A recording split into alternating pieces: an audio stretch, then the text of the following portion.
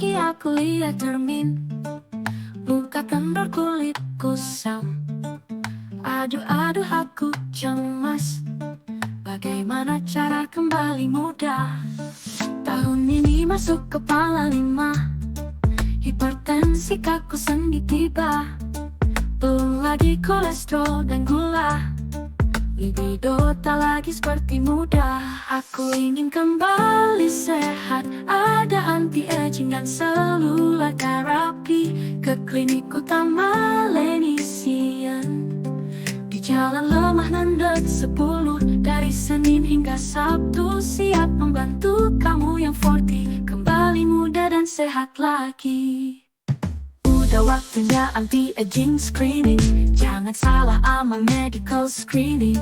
Karena medical screening untuk monitoring penyakit kamu yang makin sering. Ayo kerja yang semangat, biar tua kamu ada berkat. Ambil seluler terapi dan anti-aging, kembali muda sehat pas kocak.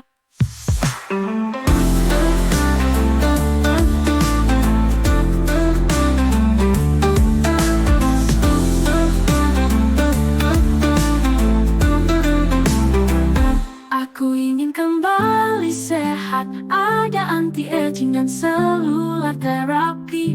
Ke klinik utama Lenisian, di Jalan Lemah Nandet 10, dari Senin hingga Sabtu. Siap membantu kamu yang 40, kembali muda dan sehat lagi.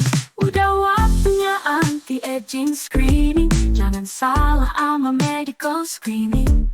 Karena medical screening untuk monitoring penyakit kamu yang makin sering. Ayo kerja yang semangat, biar tua kamu ada berkat. Ambil seluler terapi dan anti-aging, kembali muda sehat pas kocak. Ku ingin kembali sehat, datang ke Lenisian untuk terapi seluler dan anti-aging, agar awet muda dan sehat yang berkocak.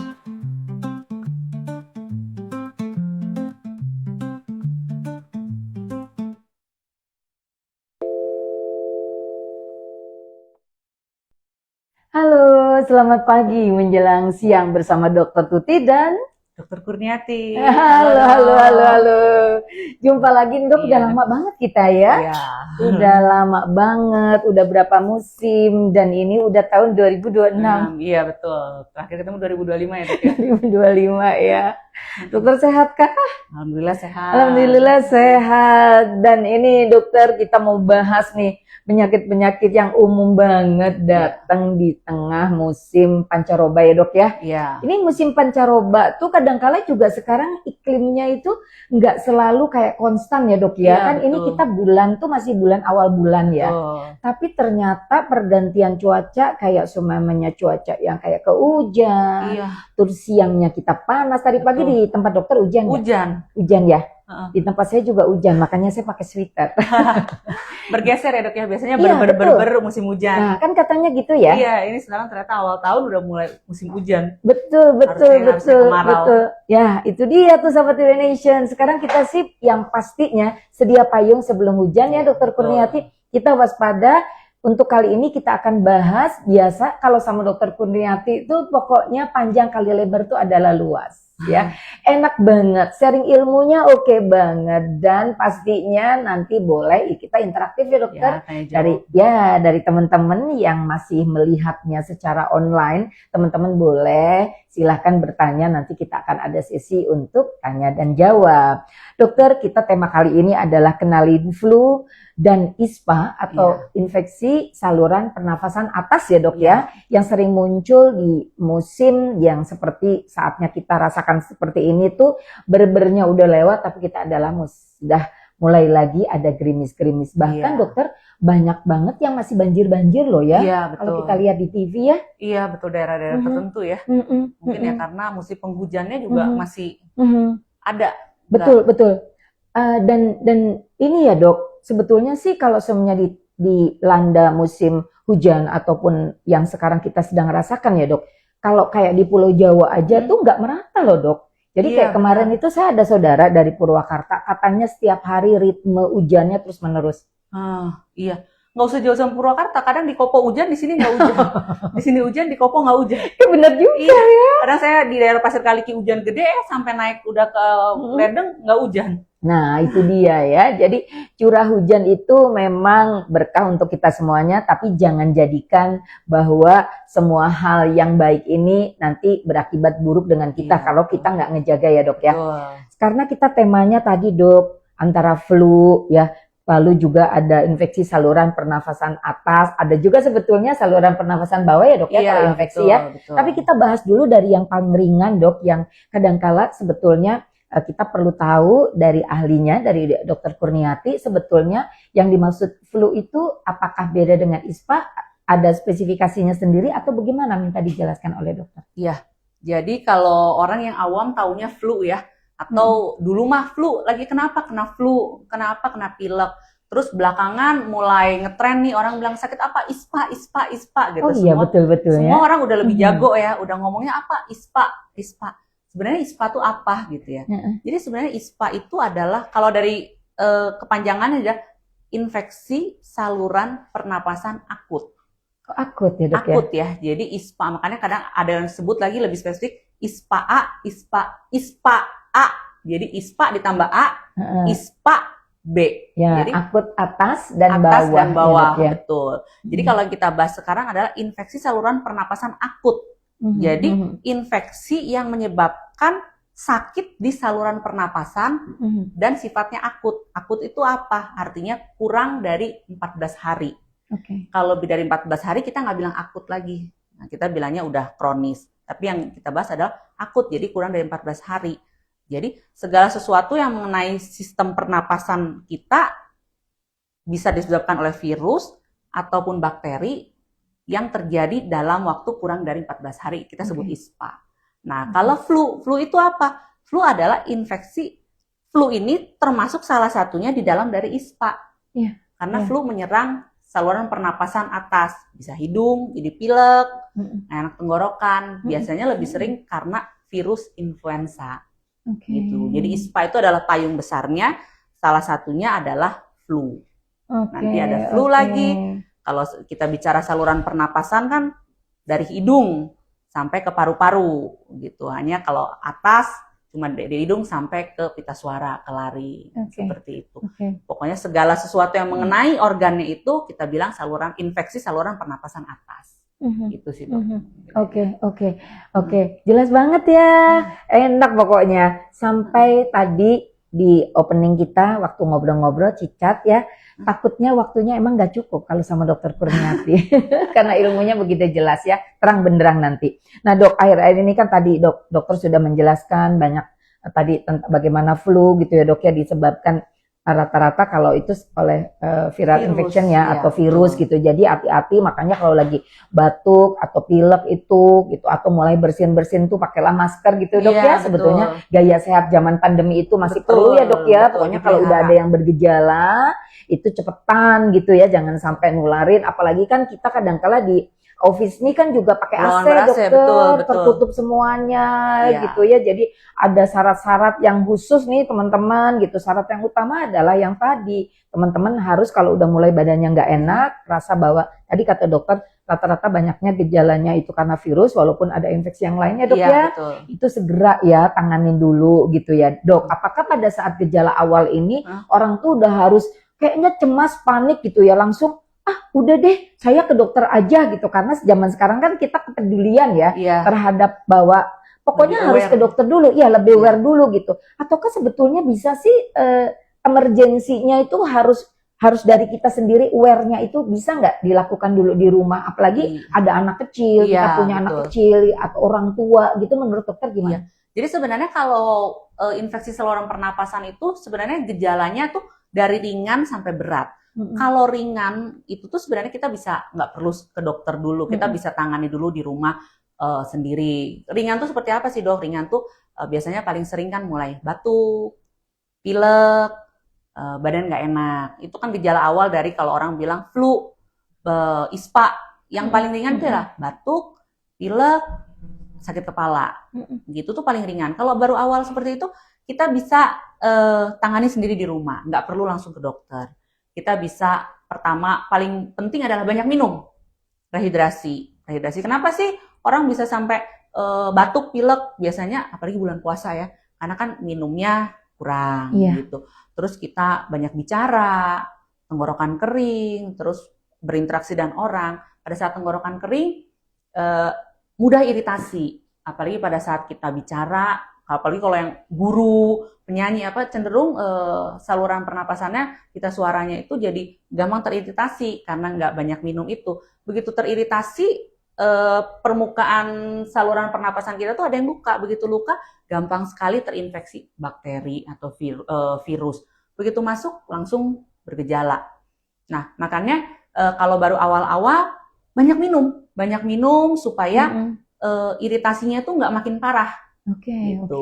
Selain banyak minum, seperti biasa kita kurangi makanan-makanan yang mengiritasi. Udah jelas ya, udah tahu jangan udah batuk, sedikit kerupuk sambal loh, kerupuk sedikit nggak apa-apa lah, enak-enak katanya. Yang gorengan loh. Padahal itu di situ kan udah terjadi iritasi, udah gampang kuman masuk. Ditambah kita makan makanan yang mengiritasi, berminyak, itu akan menambah parah. Lalu yang berikutnya tingkatkan daya tahan tubuh, gitu.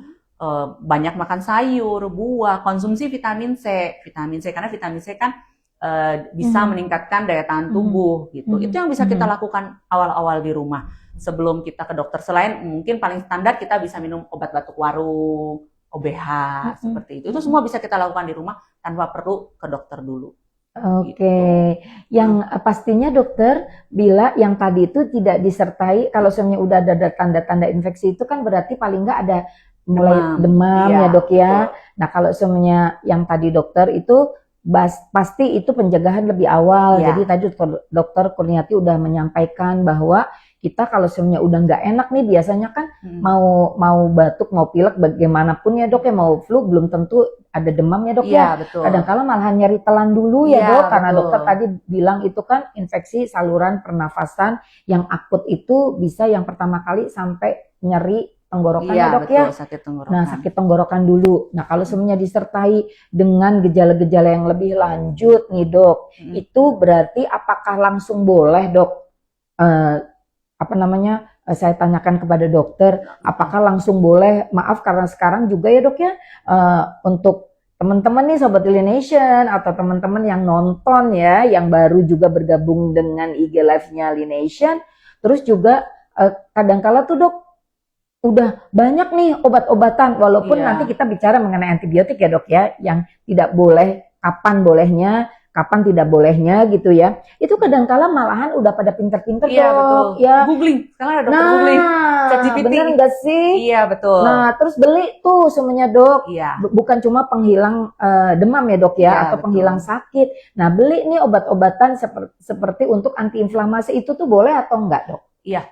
Jadi kalau saya selalu bilang sama pasien saya, kapan sih kita harus ke dokter?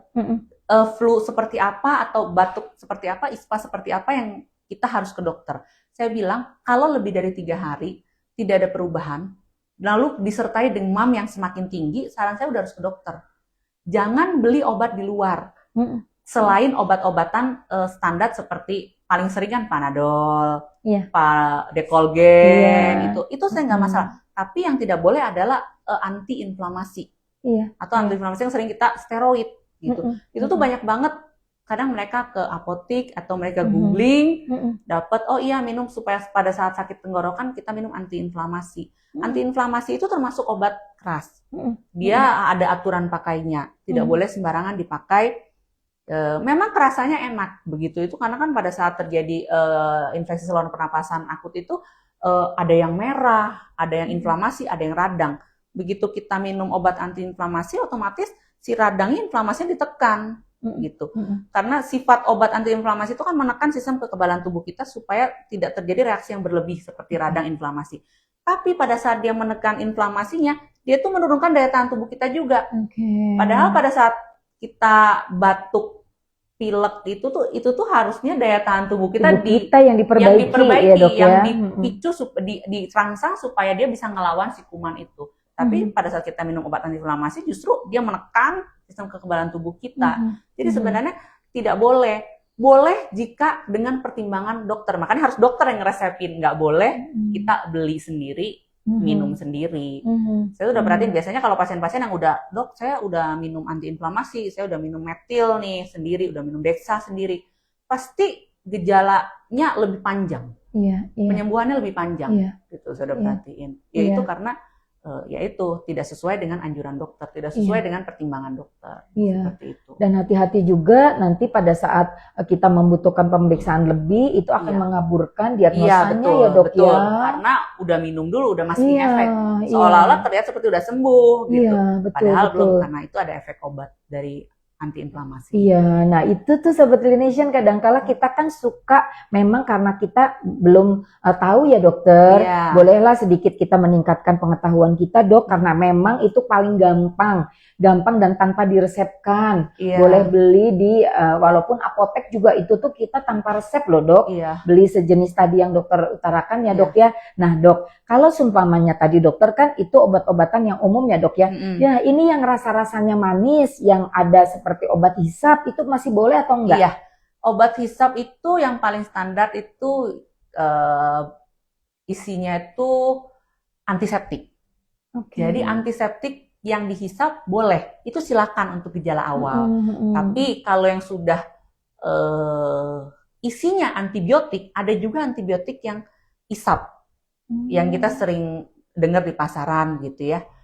Itu tidak disarankan. Yang disarankan adalah yang sifatnya antiseptik, yang warna kuning, gitu. Itu boleh. Saya juga anjurkan kalau baru awal silakan minum itu, gitu. Tapi setelah 3 hari tidak ada perbaikan, tetap harus ke dokter. Gitu. Paling aman sih dok kalau pengalaman saya kumur-kumur air garam. Kumur garam ya? Iya, kumur air garam atau antiseptik kumur. Iya. Secara ilmiahnya bagaimana dok? Yang kumur air garam dulu dok? Air garam itu kan sifatnya hipertonis ya. Dia asin. Jadi dia diharapkan untuk pada saat ini, jadi pada saat ada bakteri di situ, dia menghisap si dinding sel si bakterinya itu.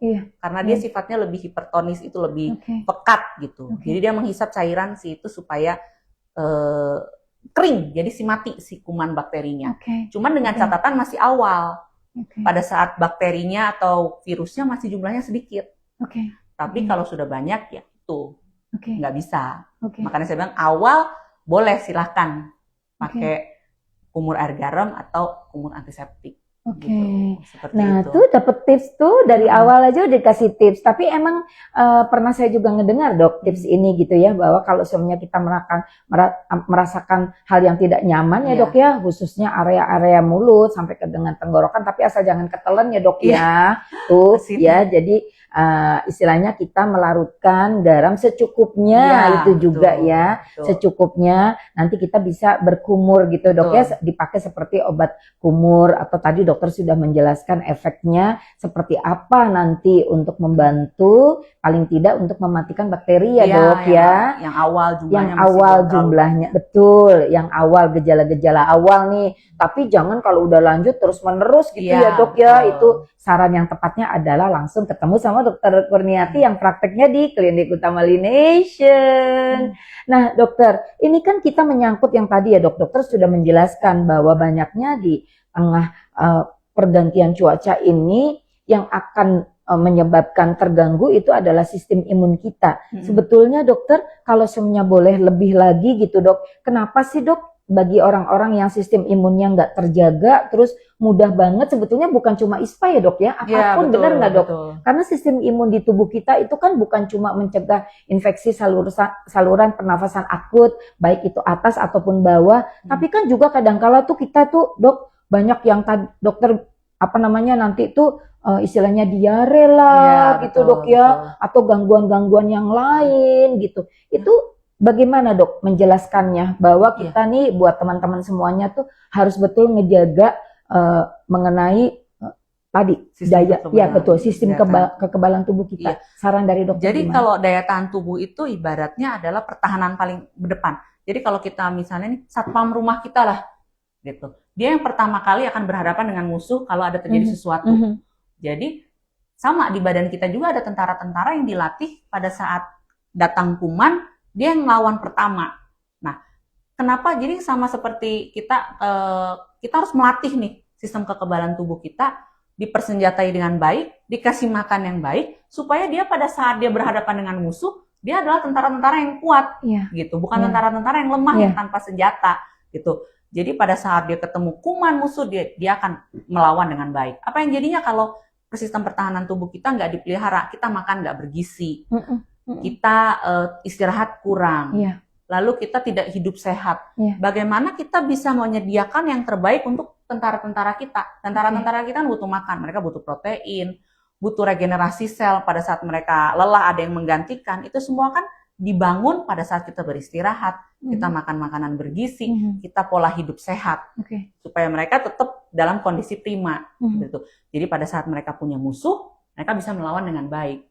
Pada saat kita tidur kurang, makan yang nggak benar, malas olahraga, segala macam, mereka sepertinya ibarat tidak dikasih makan, tidak dilatih, ketemu musuh, memble. Jadi musuh gampang, ini mah gampang nih satpamnya, ini mah gampang pertahanan. Bisa nembus gitu ya dok ya. Sakit kita, gitu. Yang kena diare lah, kena flu lah, segala macam itu jadi gampang. Gitu. Makanya kalau diperhatikan orang-orang yang dengan makannya bergizi, makanya selalu diajarkan, ayo kita mulai pola hidup sehat, istirahat cukup, makan yang bergizi, olahraga itu apa supaya kita nggak gampang sakit, gitu. Supaya daya tahan tubuh kita bagus, tetap terjaga.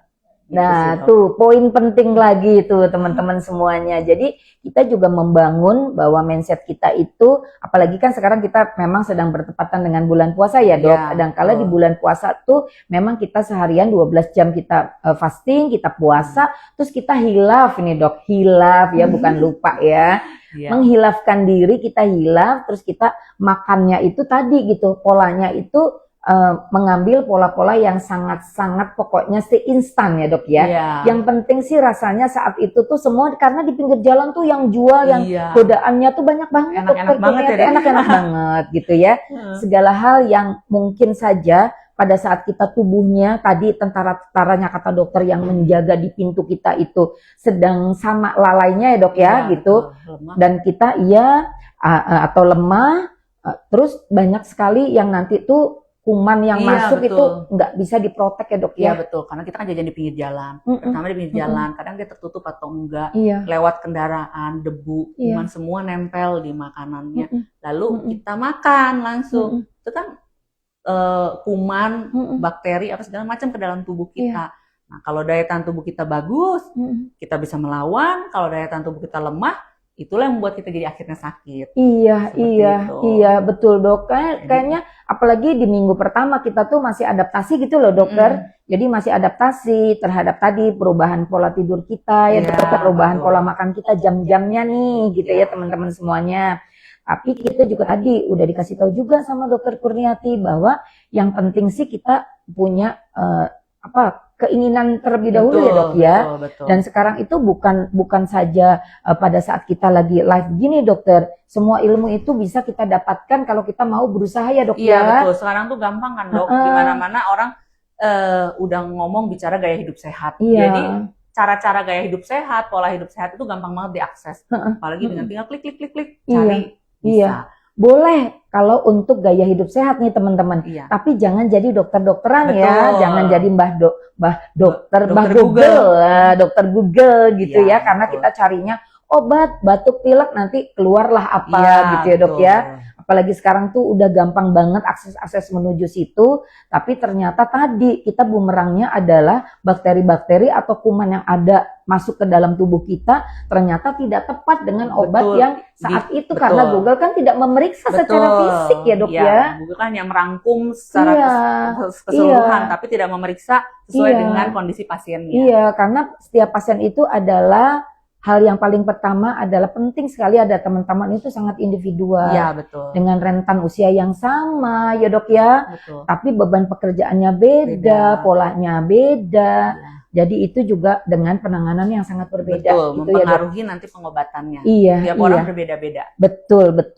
Nah itu kan udah terjadi nih dok, banyak banget kayak Kayak di sini juga udah mulai dari hari Senin kemarin tuh udah banyak yang pakai masker gitu ya, nggak enak, udah mulai batuk pilek. Karena pada saat puasa itu ya dok ya, pada saat kita buka dan pada saat kita sahur kita tidak mempersiapkan tadi ya dokter ya, yang dokter katakan bahwa itu akan menjaga imunitas kita. Betul.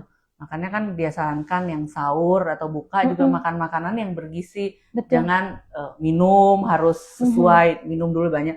Lalu pada saat berbuka jangan, kalau bisa hindari yang berminyak. Ataupun kalau ini kita mungkin bikin sendiri di rumah sehingga terjamin kebersihannya seperti itu. Itu ya, kalau itu kan diharapkan namanya ikhtiar usaha untuk supaya mengurangi resiko-resiko sakit tapi tetap bisa makan enak sesuai dengan kepinginan mulut gitu. Cuman itu harus mindful. Mungkin kalau kita pada saat jajan kita harus lihat yang bersih, yang tertutup, atau ya itu bikin di rumah. Iya betul ya dok ya. Apalagi kalau sama dokter Kurniati nih semua dibaca nih teman-teman semuanya belajar dari dokter Kurniati ya. Beli apapun jangan lupa expirednya ya. Ataupun yang kedua adalah kandungan-kandungan dari nutrisi yang kita dapatkan dari apa yang kita sudah pertanggungjawabkan karena kita membeli kalau itu makanan ya dok ya. Bahan-bahan yang akan kita olah dan juga kayaknya sih dok perlu juga ya dokter kita tahu juga bahan-bahan olahan atau yang kita memang beli juga seperti dokter sering banget kan pada saat kita live itu ya mengencourage kita, memberikan insight kepada kita bahwa kita juga harus selektif, harus jadi harus pandai lah gitu ya dok ya. Komposisi yang tepatnya. Terus pada usia berapa kita akan memberikan ya dok ya. Kalau semuanya mungkin kan pasti beda ya dok ya. Penata laksanaan untuk seperti contohnya batuk pilek sama nanti dokter mungkin kita akan bicara lebih dalam lagi mengenai komplikasi daripada ISPA ya dok ya nanti abis ini ya teman-teman. Tapi dokter kira-kira pada saat biasanya pasien konsul kepada dokter untuk gejala yang ringan sampai dengan yang tadi mulai seperti batuk kah atau orang mengatakan flu aja dengan yang sudah dengan dokter mendiagnosa ISPA, apakah harus ada pemeriksaan lanjutan dok seperti laboratorium dan lain-lain? Kalau misalnya masih ringan biasanya kita kita hanya pemeriksaan fisik kita lihat. Tapi kalau sudah mengarah ke infeksi saluran pernapasan yang lebih berat seperti pneumonia menyerang ke infeksi saluran pernapasan bawah, itu kita harus periksa darah dan ronsen untuk memastikan benar nggak ada infeksi di parunya. Lalu kalau misalnya sekarang zaman udah canggih ya, kita pakai PCR. Jadi PCR tuh dari darah kita ambil supaya kita bisa tahu ini infeksi virusnya apa, influenza A, B atau C gitu. Meskipun penanganannya lebih kurang sama gitu. Tapi sudah ada pemeriksaan-pemeriksaannya yang lebih maju sekarang. Cuman itu hanya kita periksa jika pasiennya udah parah. Gitu. Sudah menunjukkan ada indikasi untuk pemeriksaan lebih lanjut. Tapi kalau awal masih batuk pilek, masih belum ada tanda-tanda sesek atau demam yang tinggi, kita masih pemeriksaan fisik biasa. Iya. Gitu. Nah seperti itu ya, jadi jangan takut, yuk konsultasi ke dokter karena pastinya kalau dokter Kurniati ini dokter keluarga, jadinya enak banget kita bisa curcolnya nih teman-teman. Nah dok, ini kan ada banget ya kadangkala itu flu-flu yang katanya flu-nya lebih keren judulnya, flu Singapura lah, atau lah, apalah gitu ya. Kalau menurut dokter Kurniati gimana tuh? Ya, virus flu itu adalah virus yang gampang banget bermutasi. Jadi dia cepet banget. Hari ini dia bentuknya kayak begini, besok dia bentuknya berubah lagi. Tapi intinya gejalanya lebih kurang seperti itu. Batuk, pilek, demam. Hanya kalau yang terakhir belakangan sering kita super flu. Super flu itu sama dengan flu biasa, cuma dia bermutasi, memberikan efek yang jauh lebih berat gitu. Jadi kalau demamnya tinggi banget, kalau batuknya heboh banget. Lalu sakit kepalanya sakit banget, lebih heboh. Makanya dia lebih rentan di orang-orang yang tua. Karena orang-orang tua kan begitu dia demam sedikit udah nggak nyaman. Begitu dia batuknya tuh bisa sampai bikin dia sesek. Makanya perlu diwaspadai untuk orang-orang yang lanjut usia dengan komorbid atau pada anak-anak kecil. Lalu untuk flu Singapura ini dia agak beda. Kalau flu Singapura itu memang ada gejala batuk pilek di awal, tapi disertai dengan ruam bintik-bintik merah di sekitar tangan, kaki, dan sekitar mulut. Makanya kan flu Singapura nama lainnya adalah HFMD, gitu, penyakit kuku dan mulut. Jadi karena dia menyerang di kulit tangan, kaki, dan sekitar mulut. Gitu. Hmm. Tapi gejalanya sama, batuk pilek, demam, plus ada seperti sariawan di mulut, luka-luka di Iya. tangan seperti itu. Iya. Jadi karena virus ya dok ya nggak bisa kayak ada identifikasi itu tanpa pandang bulu kepada siapapun ya dok Iya, ya. betul. Walaupun betul. kita nggak dari luar negeri gitu Iya, ya dok ya. betul. Jadi dulu mungkin awalnya pertama di Singapura, tapi Singapura Indonesia kan banyak banget orang screening, jadi udah ada juga di Indonesia sering. Dan itu memang menularnya cepat. Biasanya di sekolah ada itu satu dia, anak, betul. satu anak kena, pasti nggak lama besok teman-temannya. Iya. Lebih kurang pasti ada 1-2 orang yang kena. Iya. Gitu. Lalu dia kena di sekolah, pulang ke rumah, kena ke adiknya nanti kelas yang lebih kecil nular lagi ke teman sekelasnya. Iya, Seperti itu. iya. Jadi itu informasinya kalau buat dokter Tuti berharga banget nih teman-teman karena dikasih keterangan sama dokter jenis atau gejala dari flu Singapura itu berbeda teman-teman. Yang paling kadangkala harus diwaspadai oleh orang tua adalah pada saat dok disangkanya cuma sariawan Iya, biasa betul. dan dia nggak makan minum dan intake cairannya kurang, betul. jadinya akhirnya dehidrasi. Betul. Nah itu kan karena gejalanya kan ada tadi ya dok Betul, ya, sariawan ada dulu. sariawan mulut. Jadi paling tidak kalau sudah tidak mau makan minum ya, walaupun kaitannya cuma flu-flu ya, beda dengan infeksi yang lain, harus segera dibawa ke Iya, dokter. betul. Nanti dokter akan menyarankan apakah perlu dirawat atau Iya, tidak betul. ya dokter Betul. ya. Kalau memang anaknya kelihatan udah tanda-tanda, memang flu Singapura tuh paling sering justru dia keluhannya dia nggak bisa makan. Jadi Nah, itu dia, ya, dehidrasi, Dok, ya. dia lemas, anaknya lapar tapi nggak bisa makan karena perih di mulutnya tuh banyak banget bintik-bintik sariawan-sariawan. Kebayangkan dok, kita kan kadang sariawan satu aja udah, aduh ini kebayang di seluruh mulut gitu. Bersama Banyak teman-temannya ya dok Iya ya. betul, tambah udah lemes, sakit kepala, demam. Tapi dia nggak bisa makan, jadi anaknya tuh lemes, rewel banget. Nah itu begitu dia nggak bisa intake cairan, makin lemes, dehidrasi, itulah udah harus kita sebagai orang tua harus lebih waspada. Harus dibawa ke rumah sakit begitu anaknya udah nggak mau makan dan nggak mau minum. Iya, Seperti itu. betul. Nah ini kadangkala kita itu anak-anak kan nggak semuanya itu rewel ya dok ya, Iya, betul. karena kalau masih gejalanya ringan sih disangkanya cuma sariawan Iya. dok ya. Jadi ini adalah informasi yang penting juga teman-teman semuanya. Dan dok, kalau seumpamanya tadi dari mulai gejalanya kita udah bahas, lalu juga apa itu infeksi saluran pernafasan akut dokter gitu ya. Kalau semuanya akut itu, kata dokter tadi udah dijelaskan bahwa paling tidak perjalanannya itu nggak lebih daripada 2 minggu ya dok. Ini kalau sampai lebih daripada 2 minggu nih dok, yang harus kita waspadai, yang akan menjadikan komplikasi, boleh sekalian dokter jelaskan. Iya, kalau misalnya udah lebih dari 14 hari, masih ada batuk pilek, ada batuknya semakin parah, demamnya semakin tinggi, kita harus waspada. Jangan-jangan dia infeksinya udah ke saluran pernapasan bawah atau pneumonia yang sering kita dengar ada pneumonia. Pneumonia adalah infeksi yang terjadi di paru-paru, gitu, di paru-paru, di organ paru-parunya. Biasanya kalau memang berat, dia akan disertai dengan sesak nafas. Nafasnya cepat, lalu saturasinya turun. Biasanya kalau kapan bisa jadi pneumonia? Biasanya kebanyakan pada anak kecil atau orang tua atau orang dengan sistem kekebalan tubuh rendah.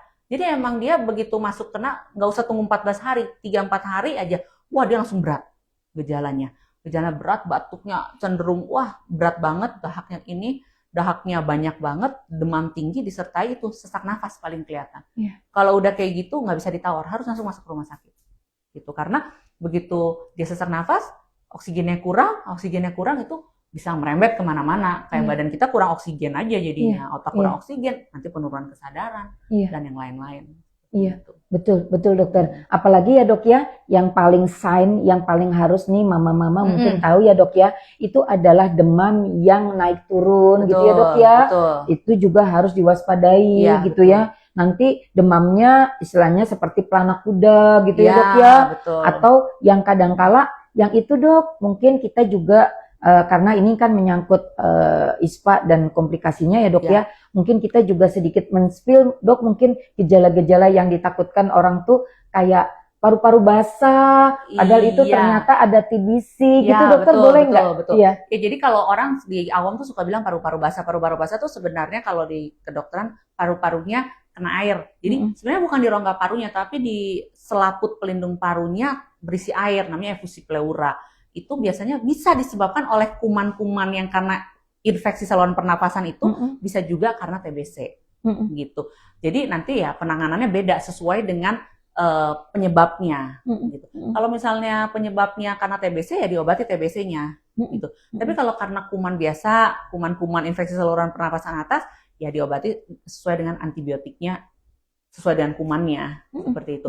Jadi ada paru-paru basah. Jadi paru-paru basah itu ya itu paling sering adalah paru-parunya berisi cairan, seperti itu. Iya. Jadi ya tinggal dicari apa penyebabnya. Iya. Seperti itu, nggak usah takut sih. Yang penting keluhannya harus biasanya pertama sesek sih, pasiennya sesek, lalu nyeri pada saat bernapas gitu, karena kan dia selaputnya pada saat dia bergerak, karena di sini penuh dengan nanah atau cairan, sakit gitu pada saat tarik nafas. Nah itu udah harus waspada kita, harus segera ke rumah sakit. Iya, Dok, kadang-kala kan kita cuma concernnya sama anak-anak, balita kayak gitu ya Dok ya. Padahal sih saya lihat kemarin juga waktu pas saya di rumah sakit gitu Dok ya. Dari mulai yang paling ini tuh dari mulai bayi gitu Dok ya, betul. Istilahnya sampai dengan betul-betul nih lansia nih. Kalau dari dokter yang biasa menangani kasus yang paling sangat sama dokter mendapatkan skala prioritas nih Dok. Baik itu penyembuhan atau pengobatan, itu concernnya pada apa ya Dok?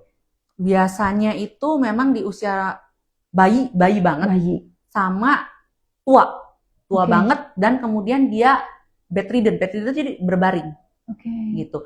Pada bayi itu menjadi bahaya karena infeksi saluran pernapasan biasa itu kan batuk ya, dahak. Bayi itu belum bisa ngeluarin dahak, dia kalau nggak bisa ngeluarin dahak, padahal paru-parunya tuh banyak banget dahaknya, gitu. Dia nggak bisa ngeluarin dahaknya numpuk, bikin dia jadi sesek gitu. Itu yang jadi bahaya pada bayi-bayi, anak-anak kecil yang di bawah 1 tahun nggak bisa ngeluarin dahak. Kadang sepele sih, dia datang, kita punya anak bayi, kita bawa ke mall, kita bawa berkunjung, dipegang-pegang atau sama kakaknya yang kena batuk pilek, nular ke adiknya yang bayi ini. Itu jadi padahal di kakaknya mah biasa aja, di adiknya jadi berat. Karena ya itu adiknya nggak bisa ngeluarin dahak gitu. Mamanya masih awal-awal batuknya nggak ada karena dia belum bisa batuk, tapi rasanya napasnya berat, brok. Orang tua mungkin kadang nggak waspada, nggak aware gitu, jadi terlambat, jadi anaknya keburu infeksinya lebih parah, sesek, dia jadi udah lebih susah penanganannya. Lalu pada pasien-pasien tua, pasien-pasien orang tua, lansia di atas 60 dengan yaitu dengan komorbid, dengan darah tinggi, dengan kencing manis, dia daya tahan tubuhnya lebih rendah. Jadi batuk pilek kena ke dia, udah dia daya tahan tubuhnya nggak bagus, dia kena. Lalu pada pasien-pasien yang tidur, yang dia udah nggak bisa bangun karena stroke, karena dia misalnya habis operasi, jadi dia nggak bisa gerak, itu pergerakannya juga pergerakan pernapasannya juga nggak bagus, jadi dahaknya juga nggak bisa keluar dengan sempurna. Nah itu juga jadi resiko untuk pasien-pasien tua. Makanya kenapa lebih harus ada perhatiannya lebih gitu. Intinya mereka nggak bisa mengeluarkan dahak. Betul. Lalu pada pasien tua juga ada resiko keselak. Aspirasi. Makanya kita bilangnya infeksi pernapasan pneumonia aspirasi. Gitu. Jadi karena dia keselak, makanya masuk benda asing tuh bagi paru-paru, makanya nggak sengaja. Karena kan pada orang tua biasanya nelennya udah nggak bagus, nelennya udah nggak bagus, keselak, makanannya masuk ke dalam paru-paru, di situ menyebabkan infeksi. Gitu. Lalu yang lebih waspada pada orang tua karena kekebalan tubuhnya rendah, dia nggak demam dulu Dok. Dia nggak demam dulu, demamnya belakangan. Dia cenderung malah batuk biasa. Kalau bilang ini cuma batuk biasa. Padahal kita harus waspada karena daya tahan tubuh dia rendah, jadi dia nggak demam. Tapi langsung nanti dia berat sesek. Seperti itu. Betul. Makanya jadi harus lebih waspada di orang tua juga. Itu. Betul dokter, mungkin kita juga harus ngasih tahu juga ke teman-teman ya Dok ya, sahabat Nation dokter. Mungkin kan kadang-kala kita itu kalau yang tadi ya Dok ya, disertai demam kita panik ya. Apalagi pada anak-anak gitu ya, pada orang tua tadi dokter sudah sampaikan. Tapi kalau seumpamanya kita batuk terus nih Dok, kita diamkan, kita udah nih Dok, berusaha kan, kita udah berusaha, bahkan ada kalanya kita tuh udah ke dokter juga dokter gitu ya. Tapi batuknya nih nggak sembuh-sembuh, yang ada katakan sih katanya batuk berapa tuh, rejan itu ya Dok ya, batuk rejan kayak gitu. Kita akan mendiamkan berapa lama Dok? Kira-kira faktor-faktor yang kita itu masih bisa apa ya Dok? Maksudnya mentoleransi. Mentoleransi. Kalau menurut dokter gimana? Khususnya pada gejala batuk Dok? Ya, Kalau batuk lama, lebih dari 2 minggu, kita harus udah aware. Batuk lebih dari 2 minggu, udah ke dokter nih, tapi nggak hilang. Dengan udah dokter udah kasih antibiotik, kok ini belum hilang nih. Nah, kita harus aware, apakah batuk lebih dari 2 minggu, itu bisa TBC. Atau batuk alergi. Gitu, batuk alergi yang sekarang tuh lagi ngetren banget, terutama di kalangan anak-anak. Gitu. Setelah 2 minggu udah berobat, nggak sembuh-sembuh, biasanya kan dokter akan menyarankan untuk ronsen buat dipastikan ada nggak infeksi TBC-nya. Kalau ronsen bersih, TBC nggak ada, kemudian diobati, udah antibiotik udah ini, tapi tetap aja batuk, dan batuknya biasanya ada kecenderungan, dok cenderung batuknya malam kalau dingin, atau dok cenderung batuknya pagi-pagi pada saat udah dingin langsung ada bersin-bersin, tapi nanti udah siang hilang batuknya sendiri. Nah itu biasanya penyebabnya ada alergi. Oke. Kalau alergi nanti memang lebih ribet lagi, penanganannya beda lagi. Oke. Dok, berarti kita juga tadi ya dok ya, yang pasti kita jangan menyepelekan apapun yang terjadi prosesnya perubahan pada tubuh kita, apalagi kita udah saat ini tuh sudah dihadapkan sama situasi perubahan cuaca masih tetap ya dok ya kita rasakan. Perubahan daripada kita sekarang bulan yang sedang bulan puasa ya dok ya. Memang yang buat melaksanakan ibadah puasa itu pasti sebuah perubahan, tapi itu adalah ibadah gitu ya. Jadi teman-teman semua harus tahu. Saya mau menanyakan lagi nih ke dokter gitu. Dokter, tadi kan sebetulnya kita tuh banyak banget ya dok belajar dari situasi pandemi nih dok ya. Betul. Karena tadi juga dokter banyak itu bahasa-bahasa yang saya tuh masih tergiang-giang saatnya kita mengalami wabah di mana pandemi itu sangat-sangat memberikan, satu mengerikan, yang kedua adalah semua bagaimana berupaya untuk bisa mengatasi pandemi ini. Bahkan ada yang mengatakan 1 tahun pasca pandemi aja kita tuh masih sangat-sangat selain trauma ya dok ya, masih baik itu secara ekonomi dan lain-lain itu punya dampak yang besar gitu buat kehidupan kita. Nah dok, saya kemarin saya baru kepikiran juga ada teman yang bilang gitu dok, ini cerita mengenai situasi pandemi.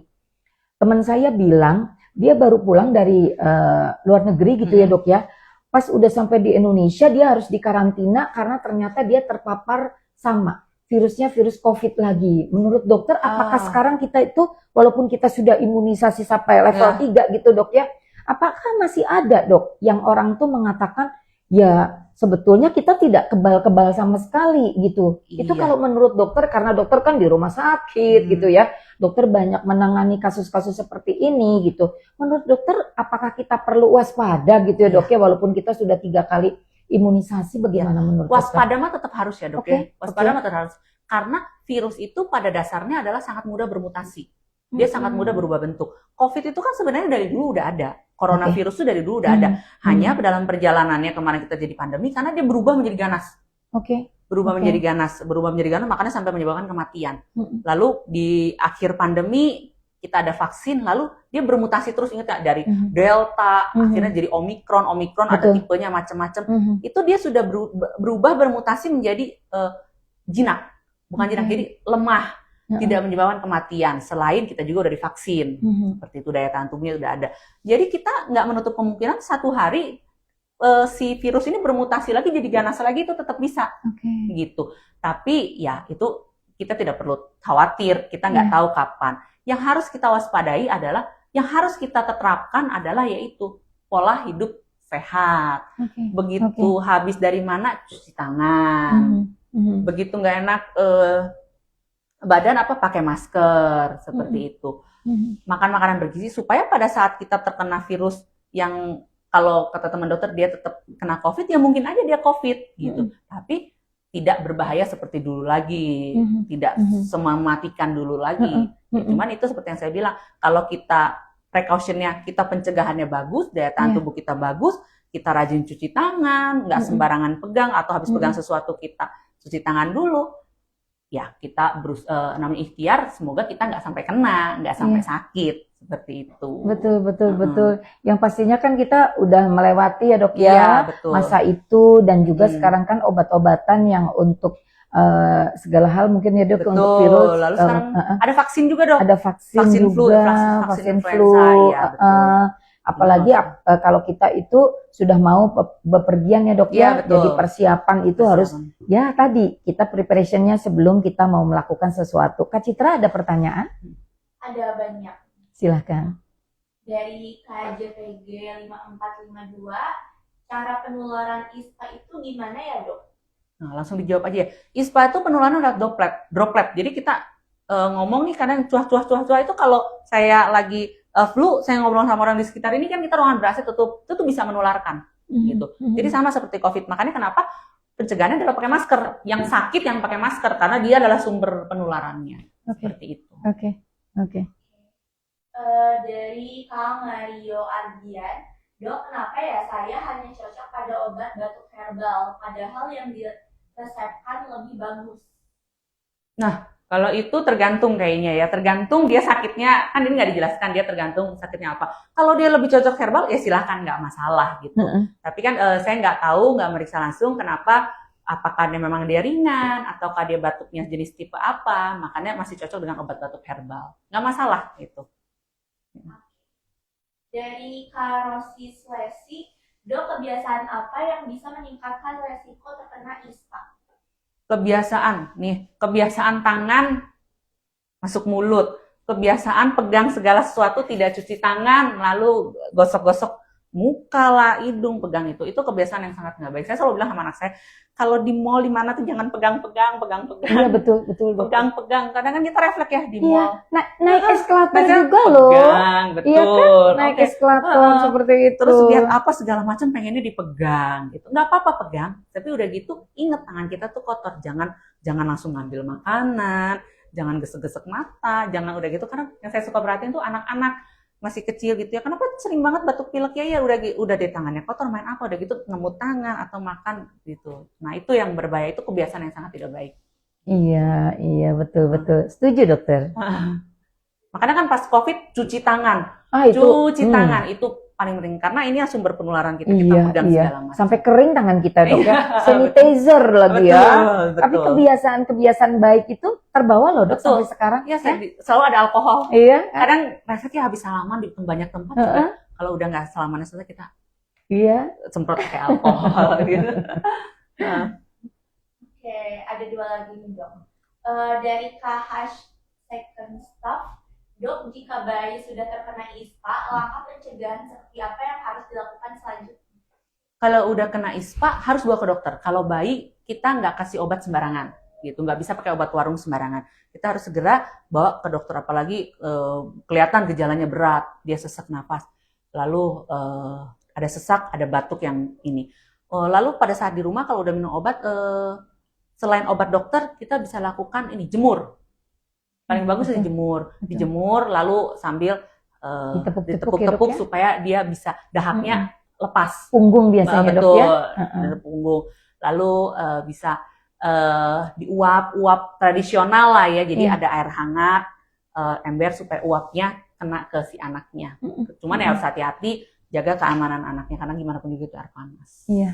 Gitu sih. Oke dok, satu lagi dari KTRS Salin. Hai dok, ingin tips apa saja sih? Karena saya pas servis, sering berhadapan dan bersentuhan dengan banyak orang. Bagaimana ya agar tetap sehat dan tidak terpapar?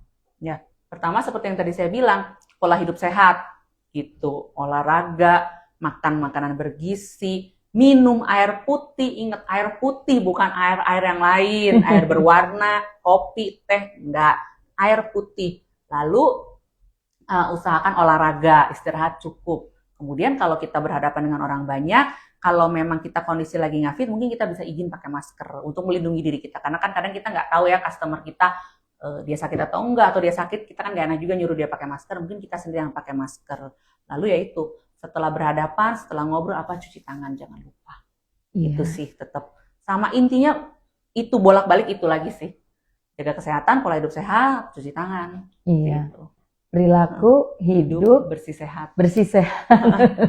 Itu udah diajarin deh dari SD ya dok ya. Betul. Dan itu kadang-kala anak SD-nya itu kalau nggak dibimbing sama mamanya, mamanya nih ya, biasanya di rumah nggak dilakukan. Kalau sekolah dibimbing ya dok ya, sama guru-gurunya. Sekarang kan juga kalau mau makan bekal cuci tangan dulu, baru makan. Begitu kan dok. Iya, iya. Ada lagi pertanyaan Kak Citra?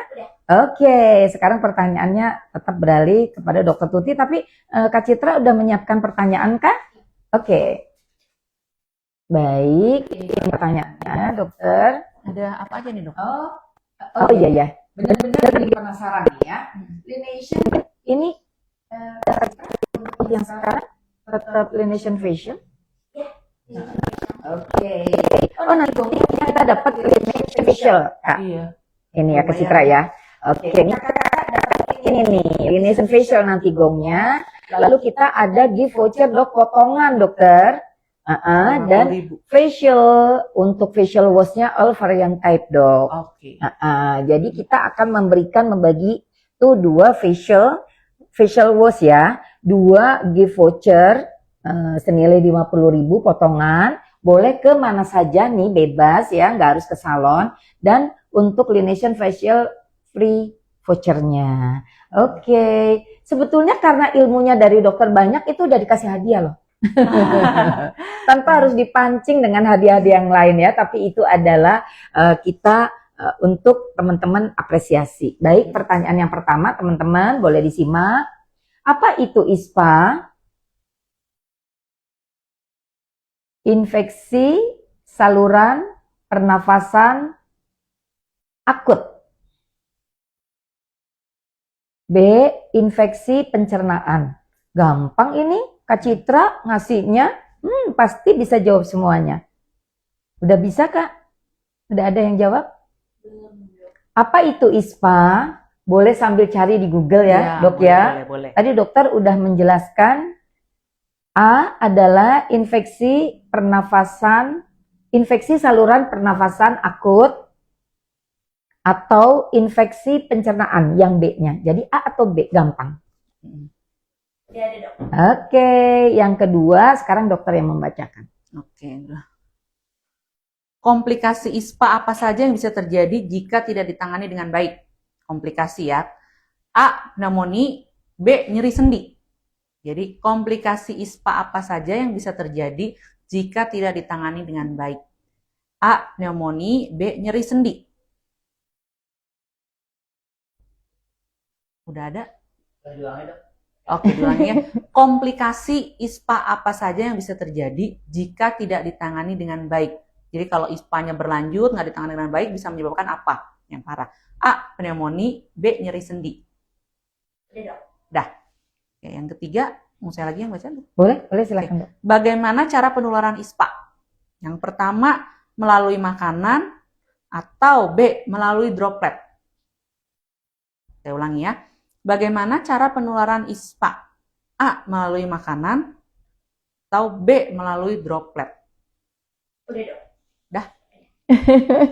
Udah hebat-hebat semua ya dokter ya. Pinter berarti udah menyimak semuanya nih kakak-kakak ya. Oke, terima kasih nanti. Tapi Sobat Lineation emang pinter-pinter lah. Iya, karena kan sering banget ini. Iya. Setiap Selasa loh dok, kita Iya. nggak pernah lepas Absen, dengan iya, waktu. betul. Betul, nggak pernah absen kata dokter ya. Kita selalu diselingi dengan 1 jam ini dokter materi-materi yang memang sesuai dengan musimnya ya dok. Iya, Kayak betul. sekarang kan temanya kan relate banget dengan musim yang sedang kita hadapi. Dan juga tadi dokter selalu ingin sampaikan ya pesannya kalau dari dokter saya lihat sih perilaku hidup sehat itu penting banget ya dok ya. Nah dok, kira-kira dalam praktek dokter sehari-hari kasus apa yang paling sering dokter tangani? Khususnya untuk kita yang kita bahas ini, infeksi saluran pernafasan akut, baik itu flu, batuk atau apa dok? Paling sering faringitis sama tonsilitis. Faringitis itu radang tenggorokan, tonsilitis itu amandel. Nah itu tadi kita belum bahas ya? Iya, amandel itu karena dia terletaknya masih di rongga mulut ya. Jadi dia masih termasuk infeksi saluran pernapasan gitu. Amandel itu jadi di sini ada namanya tonsil. Tonsil itu sistem kekebalan tubuh kita, tapi dia membesar, membengkak. Gitu. Biasanya disebabkan oleh apa? Infeksi, bakteri atau virus. Nah itu yang sering orang bilang amandel sakit apa? Sakit amandel gitu. Amandelnya bengkak, dia susah menelan, ada kalau udah gede banget dia jadi sesak nafas. Seperti itu.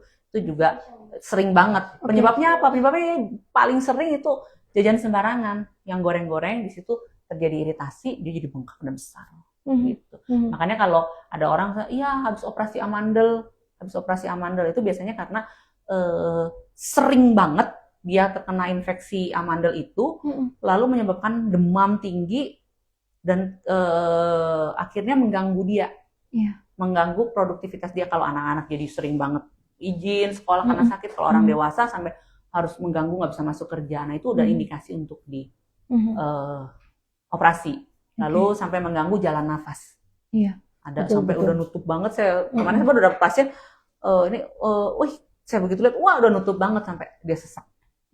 Dan itu istilahnya mungkin kalau seumpamanya ada kayak tonsilitis gitu ya, pembengkakan dari tonsil gitu, dokter, itu tuh sampai kayak tertutup sampai sebesar itu bersifatnya akut kah atau kronis, dok? Iya, bisa akut, bisa kronis. Jadi kadang dia kalau yang udah sering banget, dia pengalaman saya dia nggak bisa kempes lagi gitu loh, nggak bisa kempes sempurna normal, jadi nggak ada gitu.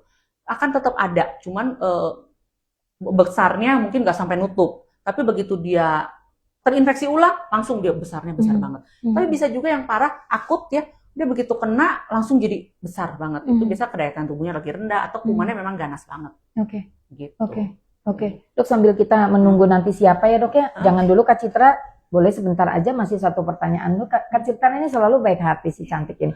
Dokter, bijaknya seperti apa, dokter, pada saat untuk yang sedang kita bahas ini, case ISPA kah gitu ya, dok ya, tonsilitis kah, atau tadi dokter kita memang gejala-gejala flu, batuk dan lain-lain, itu bagaimana supaya sahabat clinician tuh tahu saat kapan kita bijak memilih untuk langsung sendiri ya, jangan ya ini teman-teman, maksudnya satu kepada dokter, dan penggunaan untuk antibiotik, dokter, seperti apa dokter untuk memberikan edukasi kepada teman-teman semuanya? Ya, tadi seperti yang saya bilang, begitu demamnya tinggi, batuk lebih dari 3 hari, kemudian ada tanda-tanda dahaknya sudah berubah warna, nggak putih, itu sudah harus ke dokter.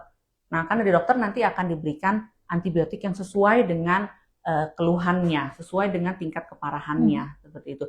Jadi jangan sekali-kali beli antibiotik sendiri, meskipun kadang ya, tapi dok tiap kali ke dokter juga obatnya itu aja gitu. Tapi itu dokter dengan pertimbangan mau resepkan antibiotik itu, yang itu nggak bisa sembarangan dibeli. Mungkin hari ini kamu sembuh dari antibiotik itu, tapi saat penggunaannya nggak tepat, pada saat kamu datang lagi dengan sakit mungkin dilihat, oh ini udah nggak bisa antibiotik yang ini, tapi kita beli yang ini di apotek. Nah, itu akan jadi menyebabkan resisten, kebal. Jadi nanti nggak mempan lagi sama antibiotik yang itu. Begitu nggak mempan, susah, harus naik tingkat. Antibiotiknya menjadi yang lebih tinggi lagi. Gitu. Iya, ini nih teman-teman kan kadang-kala tuh gampang banget gitu kita cari obat-obatannya, dok ya, gampang, udah deh nggak usah disebut ya, karena itu nanti teman-teman diingat-ingat. Cuma dokter, mungkin kenapa ada obat-obatan yang khusus atau berbeda, dok? Kita memberikan penjelasan kepada teman-teman bahwa antibiotik itu tidak saja satu namanya atau dua namanya gitu ya, dok ya, maaf ya, seumpamanya ada jenis-jenis tertentu kah, strain-strain tertentu kah, itu seperti apa, dok, penjelasannya? Jadi antibiotik itu banyak golongannya, ada golongan macrolide, ada golongan beta-lactam, ada golongan cephalosporin, itu macam-macam. Dan itu dia sensitifnya terhadap kuman-kumannya juga beda-beda. Ada yang sensitif untuk kuman saluran pernapasan, ada yang dia jagonya di pencernaan, ada yang dia seperti bom atom, sekali masuk semua kuman mati, gitu. Itu ada sesuainya. Makanya kenapa nggak boleh sembarangan dibeli, gitu. Karena kumannya juga beda, gitu. Kita harus menentukan, makanya dokter nanti akan menentukan ini cocoknya antibiotik yang mana, seperti itu. Kalau salah percuma jadinya, nggak efektif gitu. Kita infeksi saluran pernafasan atas, yang diminum kojonya untuk pencernaan, nggak nyambung seperti itu. Iya ya, dok ya, walaupun tadi dokter bilang ada bom yang tadi gitu ya, artinya kalau diibaratkan bom itu satu ini diminum gitu ya, dia bisa membunuh semua yang sedang kita perkirakan. Tapi itu kan perkiraan ya, dok ya. Baiknya nanti kalau sudah demam lama, batuknya lama, akhirnya ada pemeriksaan penunjang yang lain ya, dokter Kurniati ya. Baik, kita boleh sekarang saatnya kita umumkan nih, dok. Dokter Kurniati aja deh yang mengumumkan ya. Boleh. Kita mulai dari pemenang quiz time hari ini ya. Yang dapat free facial treatment satu aja ya vouchernya yang dapat. Satu, dokter, betul. Satu. Adalah Kak Cima 53. Selamat Ye, Kak Cima. selamat, Kak Cima. Datang boleh 2 minggu loh ya Kak Cima.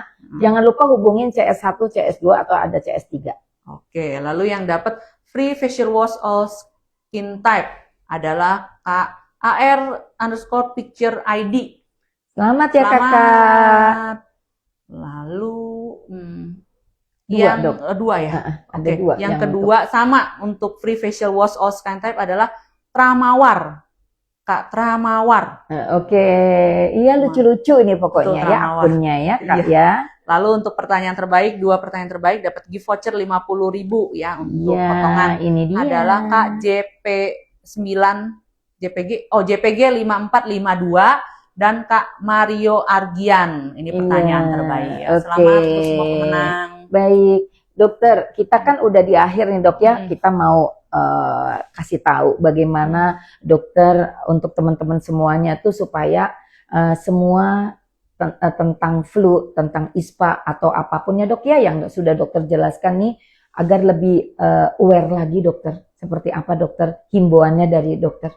Iya, jadi untuk supaya kita bisa hidup lagi-lagi untuk supaya kita sehat, tidak terkena berbagai macam penyakit di segala musim, yang harus kita usahakan adalah hidup sehat. Jaga kesehatan kita dengan baik karena semuanya itu pay it later. Kalau saya suka bilang, kita jaga hari ini, kita akan memetik hasilnya nanti kemudian. Kalau kita hari ini kita hidupnya enak sesuka hati kita, itu semua juga akan dibayar nanti di kemudian hari. Jadi berusahalah dari sedini mungkin kita jaga pola hidup sehat, kebiasaan yang baik supaya nanti kita memetik hasilnya juga baik. Seperti itu sih dok. Keren banget tuh dok. Dokter, mungkin kita ini sudah di penghujung ya dokter. Closing statementnya sudah diberikan, ilmunya juga sudah dibagikan kepada kita semuanya. Kata dokter tadi, kita tuh sekarang sedang menabung ya dok ya. Iya. Maksudnya kita berinvestasi tuh teman-teman. Pastinya kalau sehat itu adalah investasi. Tinggal bagaimana kita cara dengan menyikapinya dengan bijak dan bagaimana kita mencintai diri kita sendiri sebetulnya ya. Betul. Dokter. Tapi adakah dokter Kurniati sendiri nih di saat dokter bertemu dengan teman-teman pesan yang sangat-sangat kira-kiranya dokter di tengah situasi yang seperti ini gitu, selain tadi membangun semua hal yang kita itu lebih kepada hidup sehat, pola-pola hidup kita yang akan lebih baik lagi, kalau dari dokter senjata pamungkasnya apa nih dok untuk supaya kita tadi long life lah ya dok ya, bener nggak? Kita dengan persiapan-persiapan jangka panjangnya di kehidupan kita seperti apa dok? Kalau dari mungkin tips atau apa dari dokter? Kalau saya sih lebih berpikir segala sesuatu harus mindful. Mindful. Jadi segala sesuatu yang kita lakukan itu ada tujuannya. Nggak sekedar menjalani hidup seperti ini. Tapi semuanya ada tujuan supaya tujuannya adalah tujuan yang baik, tujuan yang mulia. Oke, ini dia ya benar-benar dokter Kurniati udah memberikan kiat buat kita semuanya. Jadi mindful. Bagaimana cara kita, tentunya teman-teman ini membangkitkan kita ya kepada semangat. Kita jangan dengan situasi apapun yang kita hadapi itu kayak kita mudah menyerah gitu ya dok ya. Betul. Pokoknya kita Pasrah, selalu gitu. Betul, iya. Walaupun kita bersyukur bukan pasrah ya, dokter ya. Betul. Makanya teman-teman lihat deh apa yang saya temuin hari ini dengan smart dokter, dengan beautiful, dokternya cantik, ilmunya juga begitu banyak yang bisa kita berikan ya teman-temannya. Dokter Kurniati udah sharing banyak tentang ilmunya. Pastinya saya mengucapkan terima kasih Ya, dokter. Terima kasih dokter Tuti, terima kasih untuk kesempatannya. Mudah-mudahan bermanfaat Pasti. untuk Sobat Lination semua. Iya, baik. Karena sehat itu bukan hanya tentang mengobati rasa sakit, tetapi tentang bagaimana kita bijak menjaga tubuh sebelum sakit itu datang. Dan tentunya kesehatan ini adalah investasi bagaimana kita cara mencintai diri kita sendiri. Terima kasih dokter, terima kasih banyak sudah meluangkan waktunya Ya, buat saya, buat Lination dan buat teman-teman sahabat Lination. Baik, kita sampai jumpa. Sampai jumpa.